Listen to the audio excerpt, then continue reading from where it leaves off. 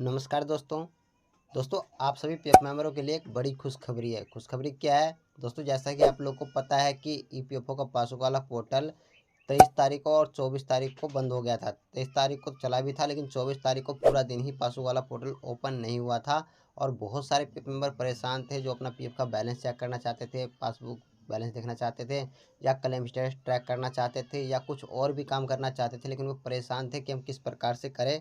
तो दोस्तों आप सभी पीएफ मेंबरों के लिए खुशखबरी है कि ईपीएफओ का पासबुक वाला पोर्टल दोबारा से चालू हो गया है। आप जाकर लॉगिन करके अपना पासबुक बैलेंस चेक कर सकते हैं या अपना क्लेम स्टेटस ट्रैक करना चाहते हैं तो कर सकते हैं। दोस्तों चलिए मैं आपको लाइव दिखाता हूँ। यहाँ पर दोस्तों ई पासबुक का ऑप्शन दिया गया, इस पर क्लिक करते हैं तो दोस्तों देख सकते हैं। उसके बाद हमें ये रीडायरेक्ट कर देता है ईपीएफओ के पासबुक वाले पोर्टल पे। अब दोस्तों यहाँ पे आप लोगों को पहले एक नोटिफिकेशन देखने को मिल रहा था जिसमें ये बताया जा रहा था कि ईपीएफओ पासबुक वाले पोर्टल को अंडर मेंटेनेंस में लिया गया है। अब दोस्तों ये हट चुका है, यहाँ पे देख सकते हैं 25 तारीख को सुबह ये हट चुका है यहाँ से।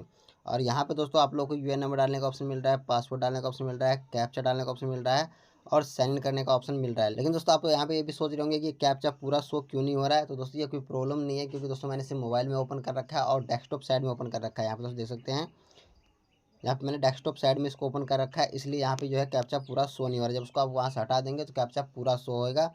अगर आप पोर्टल के अंदर जब लॉगिन कर लेते हैं उसके बाद उसको जो है डेस्कटॉप साइड में चेक करना चाहते हैं, जिसके ऊपर मैंने पहले वीडियो बना रखा है।